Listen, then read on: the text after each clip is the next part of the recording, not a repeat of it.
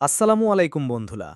আজ আমি নিয়ে এসেছি কিভাবে নিজের রাগ দমন করা যায় এমন একটি গল্প যা আপনাদের ভালো লাগবে। চলুন শোনা যাক। রাগের আগুন। একবারের কথা, এক গ্রামে থাকতেন এক বালক, নাম তার রবিন। সে খুব বুদ্ধিমান ছিল, কিন্তু রাগ তার সবচেয়ে বড় দুর্বলতা। যখনই কেউ তার কথা না শুনত কিংবা তাকে কটু কথা বলতো, সে অগ্নিশর্মা হয়ে যেত।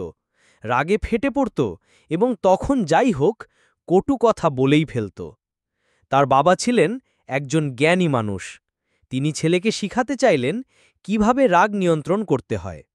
একদিন বাবা রবিনকে একটি হাতুড়ি ও একটি বাক্স ভর্তি পেরেক দিলেন। তিনি বললেন, প্রতিবার তুমি যখন রেগে যাও তখন আমাদের পেছনের কাঠের বেড়ায় একটি করে পেরেক ঠুকে দেবে। রবিন প্রথম দিনেই ৩৭টি পেরেক ঠুকল। দ্বিতীয় দিন সংখ্যাটা কমে ২৮-এ এলো।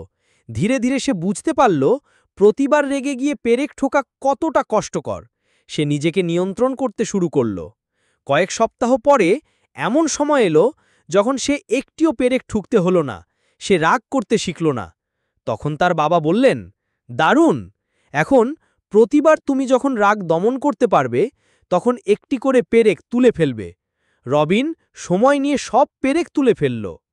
তখন বাবা তাকে বেড়ার সামনে গিয়ে বললেন, দেখো, সব পেরেক তুমি তুলে ফেলেছ ঠিকই, কিন্তু বেড়ায় যে গর্তগুলো রয়ে গেছে সেগুলো কি আর আগের মতো সুন্দর হয়েছে? তুমি যখন কাউকে রাগে কিছু বলো তখন সেই কথাগুলো মানুষের মনে এমনই দাগ ফেলে দেয়, যা ক্ষমা চাইলেও সহজে মুছে যায় না।